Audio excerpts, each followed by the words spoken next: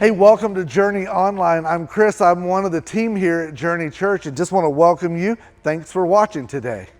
Hey, I drove in really early this morning. It was still dark outside. And when I started to turn into the campus, I was amazed how busy the road was, how much traffic, just one after another, people up and running full speed. I pulled into the parking lot and I looked up to the sky and just looked, dark sky, see a few stars.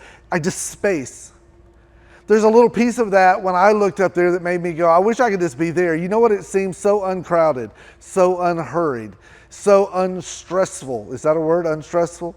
It made me wish for that a little bit. Today I want to talk to you about space, not that space, but a different space, but maybe one that needs to be explored just as much as we get excited about the final frontier. We're in a series right now called My Story. And as we've walked through over the last 4 weeks, 3 things we focused on over and over again. I'll point them out to you. One is that everybody has a story. That's just your life. It is your book or your movie, and it's playing out every day. Everybody has one. They're all important. Every person you meet has one, and it's equally important as yours. The second thing is nobody gets the story they want. This is a hard one to accept, but the truth is if you wrote your story, you wouldn't have written it the way it's been written to get you here. There would have been parts you would have never done. There would have been hurts or difficulties or mistakes you would have left out of your story, out of your movie, out of your book. Everybody's got a story. Nobody gets the one they want. And the bigger picture is that God's writing a bigger story than you could ever know. He's up to something. There becomes this weird little battle between my story and his story for me.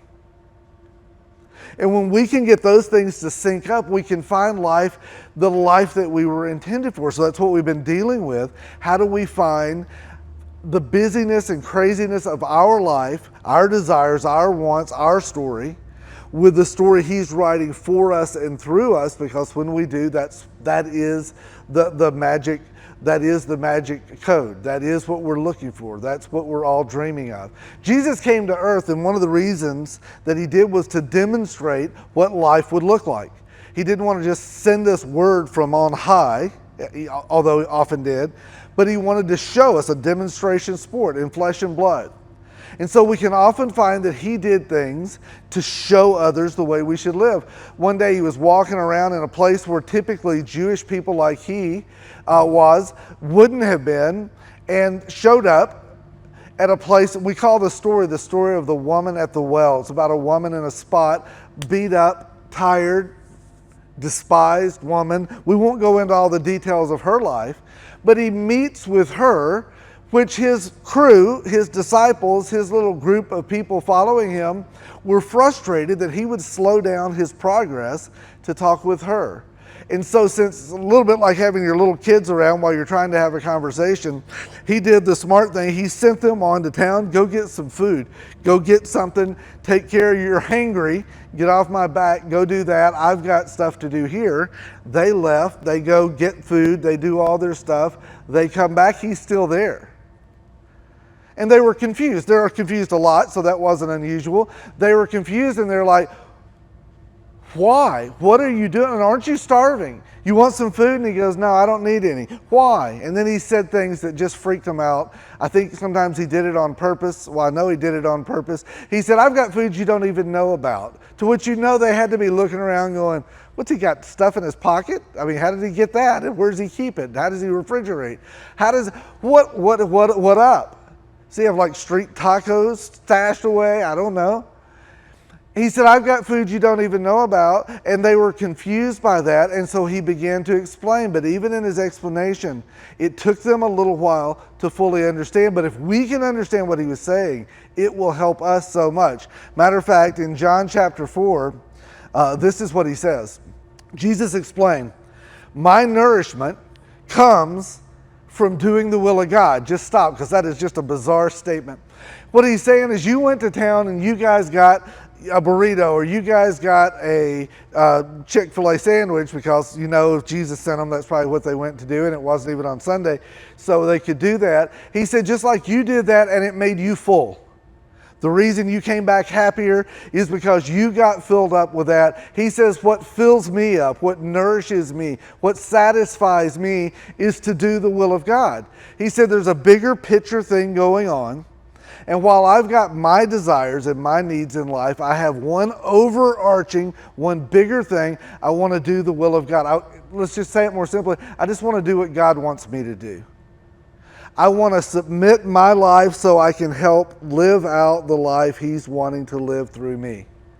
My nourishment comes from doing the will of God because it's Him who sent me and from finishing His work. The reason I'm here is bigger than just did I get a Chick-fil-A sandwich. The reason I'm here is bigger than just did we get from point A to point B without an interruption. So He's trying to teach them something there. And His whole something He's trying to teach is that there's more going on. There's a bigger story being written. And as it's being written, every day we're going to encounter things that help us understand it more. I get my nourishment by fulfilling that. Now, Jesus' brother wrote a little bit on the same subject. All the way, this is in John chapter 4. If you look to James chapter 4, this is what his brother said. He said, look here, excuse me. You who say, today or tomorrow we are going to a certain town and we'll stay there a year. We will do business there, we'll make profit. How do you know what your life will be like tomorrow? And that's going to continue on in just a second. He starts out by saying, everybody's got a plan. Everybody's like, all right, we've got a things to do list, we've got a calendar, we've got a whatever, and here's the plan. We're going to go there, we're going to do that, we're going to stay that long. Everybody's got one of those. You have it. You have it right now. You're like, I'm going to turn this on, I'm going to watch it for a little while, I'm going to turn it off. Not till it's over, because every word is going to be captivating, and how could you ever want to turn that off? But you've got a plan. You've got to plan what you're doing after you watch this. It's just the way it plays out. We've all got some.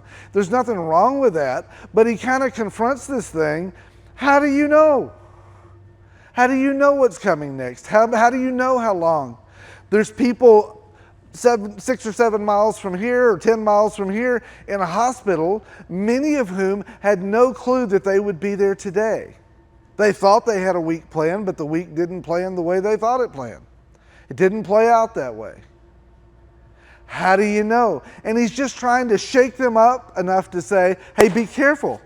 Because you'll get so bent on living out your plan, you'll miss that God has a bigger plan running alongside your life. Be careful. Matter of fact, he asked the question, look here, all of you, how do you know what your life will be tomorrow? And then he goes to the next piece. Your life is like a morning fog. It's here for a little while, then it's gone. Here's what you ought to say. If the Lord wants us to, now by the way, He's not just saying we ought to say these words. These words don't make you spiritual. I'll just say these words and therefore I am. It's not. This is the way we ought to live, with this understanding. If the Lord wants us to, we will live and do this or that. Otherwise, you're boasting about your own pretentious plans. And all such boasting is evil. It's not about the words. It's not about I grew up going to church and I say, well, if the Lord wills, I will. It's not sounding pious. It's holding loosely to my plans. It is saying that, listen, here's what I want. Here's what I'm thinking.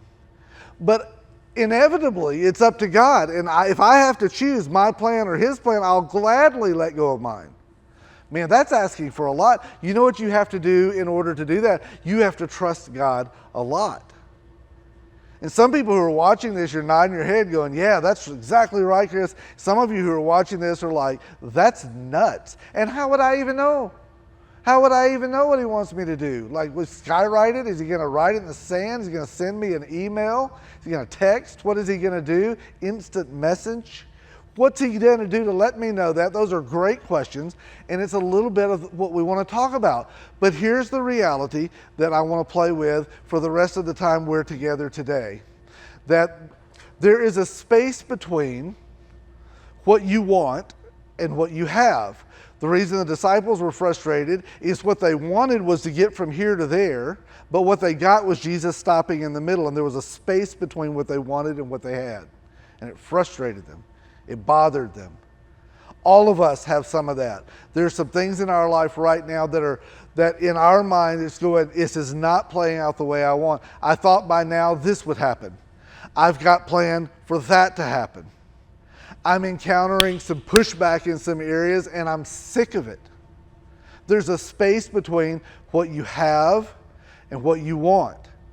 That space is the space we have to examine, because in that space, life determines how it plays out. It's not what we're dealt, it's how we deal with what we're dealt.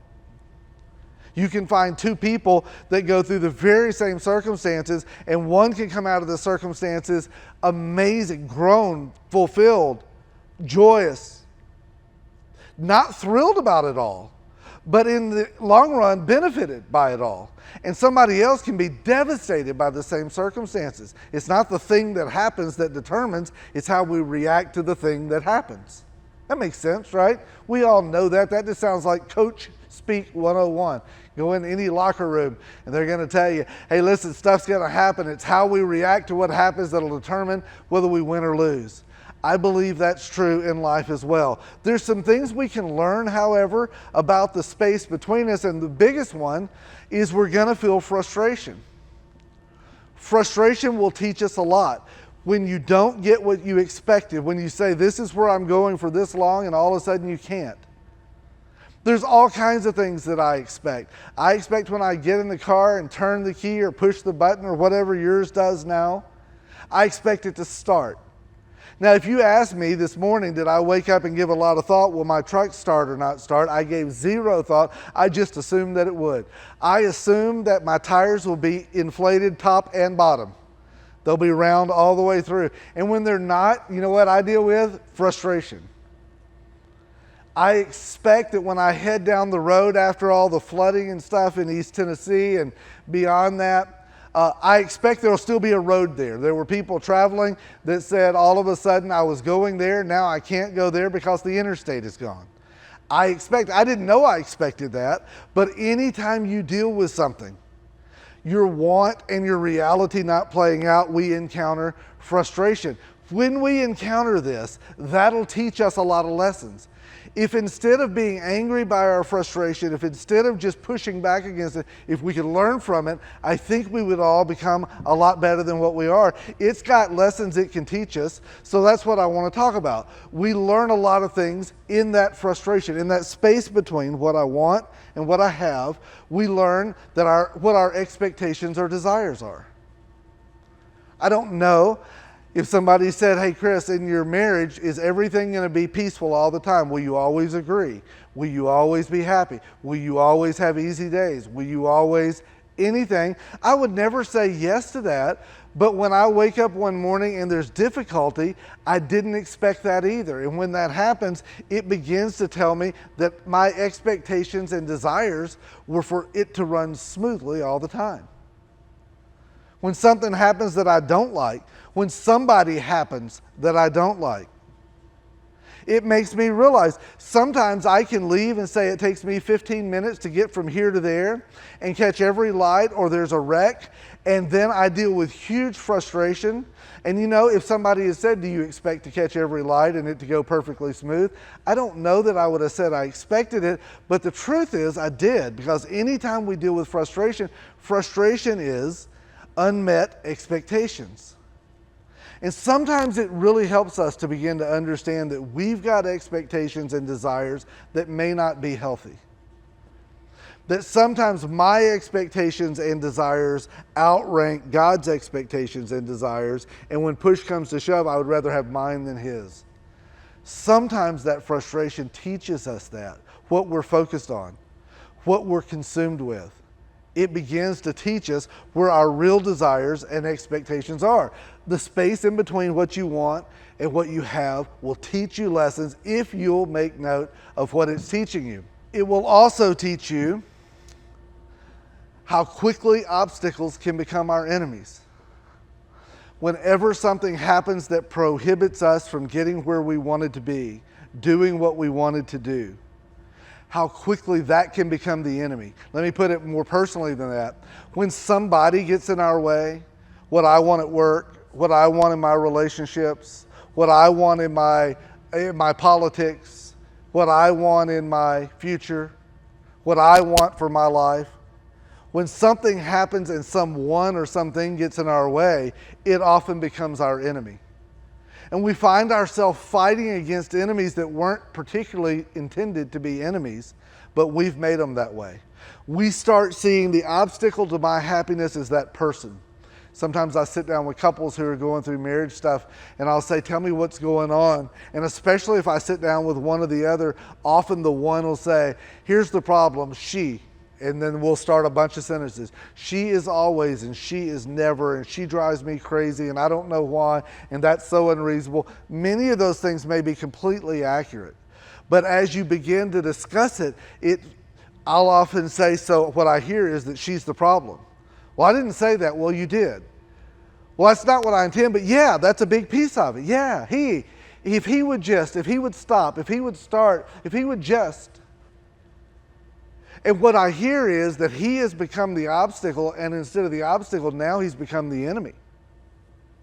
And it's so difficult to remember that, like, marriage is not a tennis match where it's one person and one person. That marriage is intended to be where we're both on the same side. I can't be the enemy of the person on the same team with me and have any success. I often say whatever keeps me from what I want, that becomes my enemy. And I make it my enemy. And as I make it my enemy, it becomes the focus of my existence. And the longer you focus on your enemy, hey, listen to this, the longer you focus on what you hate, the more you become what you focus on. You know what drives me crazy about him is he's so judgmental. Yeah, great point. I'm glad I don't deal with judgmental. You know what? I hate judgmental people. That drives me crazy. No irony there at all. But often the things I focus on, because they've become my enemies, actually becomes what I become. It's what I turn into. The more I focus on the dysfunction of a broken world, the more dysfunctional I become and broken in the world.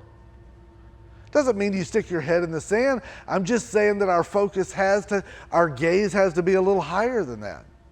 When we find ourselves not having what we want, it needs to teach us a lesson. And one of the things we need to recognize is sometimes I've let the wrong things become the enemy. And the enemy of happiness, the enemy of joy, the enemy of your job, the enemy of your progress, the enemy of your marriage and your relationships is the enemy.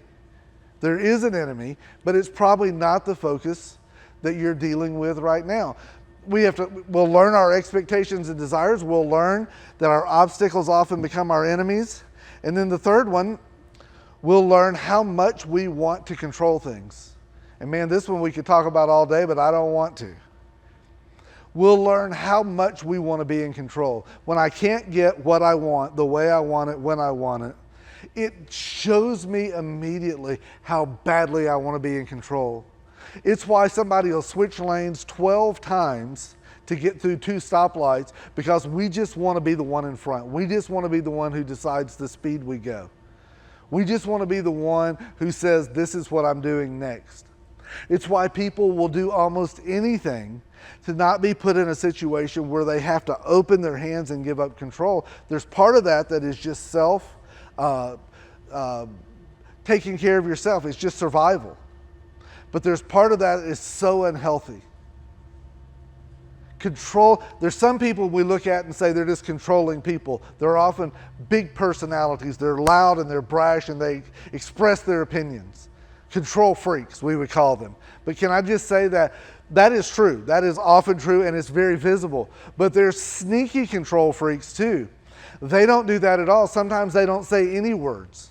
Sometimes the way they control is by backing up. Some people do it aggressively. Some people do it passively.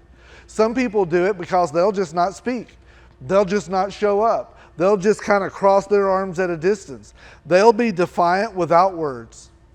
And then a third group of people, they won't just come out and do it. And a second who just pacifies and they'll just not play at all. Then there's a third group that'll run end around and they'll get everybody else against you. But I'm just saying, when we don't have control, it tells us a lot. When we don't get what we want, it shows how badly we want to be in control. And on this subject, what you do when you feel control being lost, What you do when you feel control being lost shows the areas that you need God most. Instead of losing your marbles every time something happens and you feel out of control, notice what's going on inside of you. If you become angry, then God is helping you understand that anger is something you need to deal with in your life. Well, I'm not angry at me. Anger's not my problem. It's that moron over there. It's his fault. If they would just do what they're supposed to, and can I just say this, that may be true, but that's not the issue. That is an issue. That's an issue that you can't fully control, but what you see is when anger comes up in me because of that situation, I'm going to focus on the situation, but what God wants me to do is recognize, wow, I didn't see that in me, that I have a need. And when I deal with my anger between me and God, the situation will be far easier to handle, but even if the situation doesn't go away, it doesn't control my outcomes. If when things happen that aren't what I want, if fear is what happens, I can look at it and say, well, I just don't know what we're going to do. I don't know. What are we going to, this is horrible. If fear is what happens, you can explain it and say, well, anybody should be fearful because of that. Well, that may be true, but what God wants to do in this moment is he wants to show you what's going on inside of you, between you and him. And that I need to deal with fear between me and God. That sometimes I get so focused on what could happen, I forget what has already happened, and it's that the God of the universe has chosen and provided and cared for me, and I can trust him. If anxiety is what happens, if fill in your own blank. Everybody deals with stress. Some people deal with stress by just getting busier. I'll just get so busy I won't feel anything. Some people anesthetize. They smoke it, drink it, snort it, chew it, whatever your deal is. Whatever it is, instead of focusing on the why you did it, focus on what's going on inside of you. It will reveal in you exactly where you and God need work. You need to be together on this. You need to go to God for the fix to that situation. If you were sitting with a counselor, I've got a couple friends who are life coaches. If you sat down with a third party and you were going through stuff and you were like, that guy, those people, those ridiculous, this situation, what they would do if they were good at helping coach someone through life is they would back up and say, yeah, that is really serious stuff. And I think we need to talk through that. But before we get to that, hey, can we pull aside right over here and say, what's going on inside of you? Because this isn't a situation. This is your anger. This is your anxiety. This is your fear. This is your frustration. Let's deal with this because we can control this. You and God can better this. And when this is better, we'll be far more equipped to deal with this situation. Does that make sense? Unfortunately, we do just the opposite. The space between what you have and what you want is the space where life makes up its mind. It's not what happens, it's how you react to what happens. I have been, I don't know if this ever happens to you. I went on a deep dive this week. Sometimes I don't even know how I end up where I end up when it comes to the internet. I can start thinking about something, I'll get curious and I'll type in something on a chat GPT or on Google, or I'll search some kind of weird thing, and then that'll take me to something else, and it takes me to something else. Excuse me, I ended up on a deep dive into training dogs. Now I have a dog who's not trained. I don't have a lot of intention on training. He's a pretty good dog, all in all. But I'm just telling you, this isn't my life. But I got so caught up with it, so I've watched like 43 videos on it. I've read a bunch of stuff on it. I have no idea why, but I figure I have to share it because I've wasted so much of my time. If I don't do it this way, I feel like I'm just giving away too much of my life. It's the discussion is around how to get a dog to loose leash walk. That's hard to say. Loose leash walk. If you've ever seen a dog that's dragging its owner, you know, they're kind of always got their legs bent and they're pulling back this way. The dog is pulling. You see the dog is always like stretched out. And it can be a 4-pound Yorkie, or it can be a 150-pound whatever. It doesn't matter. You watch people just run, try to hold them back, and the dog's up on 2 legs and they're doing that. Often that's what it is. And I was just curious, what are the techniques for breaking that? And I began to watch, and almost everybody I watched did it the same way. They talked about the importance of how to train a dog not to do that. And the dog's just doing that because that comes natural to the dog. But listen, this is so important. What comes natural to the dog is not what's best for the dog. And what comes natural for the dog is not what's best for you, the owner. Those are really important things. What comes natural to you and I is usually not best for us.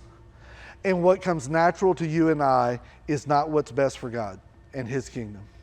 What comes natural is not what's best. That's really important to grab hold of. The reason the dog does it, because that's what dogs are, they're meant to be curious. They're meant to sniff and to run after and chase. And they just have that, you don't have to train them. They can see a bird or a squirrel and off they go. They can see another person, they're curious. Maybe they're protective, maybe they're whatever, but that is often the look. And as the trainers begin to talk, they talk about this loose leash piece. That if your dog is trained properly or even almost properly, they should walk along beside you. Some call that in heel, but they should walk along beside you, and it should not require you constantly pulling at them. And so as they begin to train them, and I'm not a dog trainer, so I'm not going to step way over my skis here. This is just a little bit I can say. As they begin to train them, one of the issues is when the dog is going that direction and pulling the owner, the dog is just focused on what the dog wants, not what the owner wants.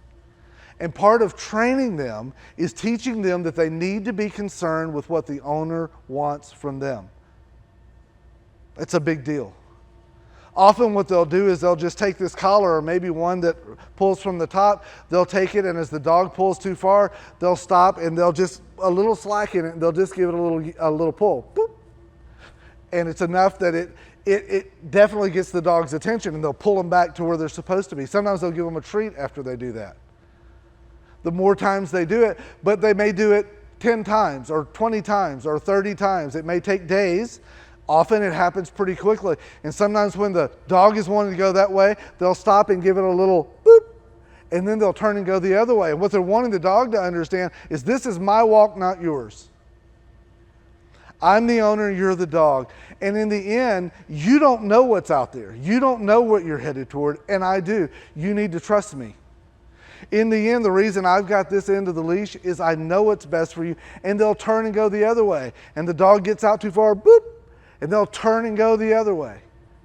And they're teaching that dog to come and stay right by the master. But here's what they'll figure out. If you'll look at the way this dog is doing, the dog starts paying attention to the one who's leading it all the time.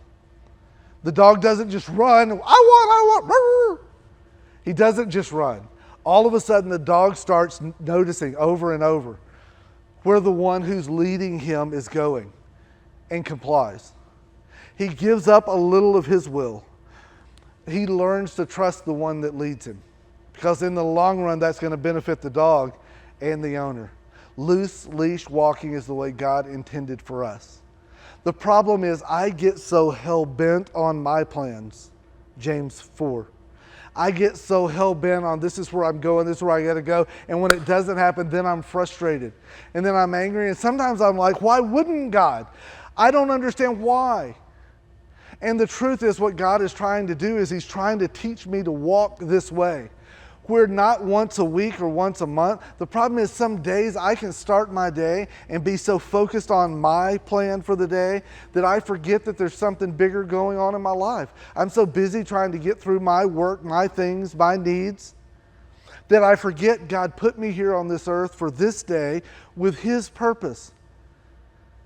But I'm not nourished by doing His will. I'm nourished by getting my stuff done, and anything that stands in the way becomes the enemy of me. If that's you, if that's an obstacle, if that's a whatever it is, it becomes my greatest enemy, and I have to push through that. This is the way we're supposed to live. When we live this way, it changes everything. So here's what I want to challenge you with this week. I wonder if you start out, maybe you can do it today still, if not, certainly tomorrow, is that every time you face off with a new day, all through the Psalms it talks about early in the morning, and it talked about I sought God when it was morning. I looked for God when it was morning. I spoke to God when it was morning. Now that stinks for a lot of you who just go, I'm not morning people. I'm not a morning person. I think that's how you'd say it, not people. That's me a lot of my life. I tend to wake up a lot earlier just because of situations, work situations and stuff now. But for me, I was always like, I tend to be up late, not get up early. Maybe early, another thing, first thing when I get up, I need to set my eyes on more important things. For some of you, before you sit down at your desk, before you get out of your truck or your car, wherever you work, before you start your day on the phone, before you deal with your kid for the first time, you go, oh, like I have any time between when I wake up and when I deal with my kids. I'm not trying to minimize the difficulty. But before you do, here's a thought to at least get us started. Before you deal with anything, especially if you're going to deal with something difficult, and for some of you, that's the person you wake up beside, or the people in the room down the hall from you, or it may be the people you face off with for work. But before you start, ask for grace. Ask for God's grace in your own life. Before you jump into it, you know what it's doing? Like the dog on the loose leash, it means that you're glancing up at the one who's leading. You're glancing up, you're not saying, I'm running headlong into this day like a dog on a tight leash. It's saying, listen, this is your day and I am your child. I'm asking for grace through this day. Help me in walking through that. Maybe grace is the appropriate word. And in the middle of it, stop and ask for help. When things are difficult, don't just keep going, just slow down. Even if you can't do it, even if you can't get away from it for a minute and say, you don't have to start with Dear Heavenly Father and finish in Jesus' name. There's times just to acknowledge that God is still with you. I'm not in this alone. This is not just about what it looks like it's about. That I'm not getting what I want or what I feel like I need, but God is still with me and He's up to something more. I'm going to learn from this situation. I'm going to grow from this situation. I'm going to ask for and offer grace, and I'm going to ask in the middle of it, God, help, because this is getting worse and worse. I'm not going to be able to make this alone. I'm not going to be enough. I'm not going to try to be enough. Help.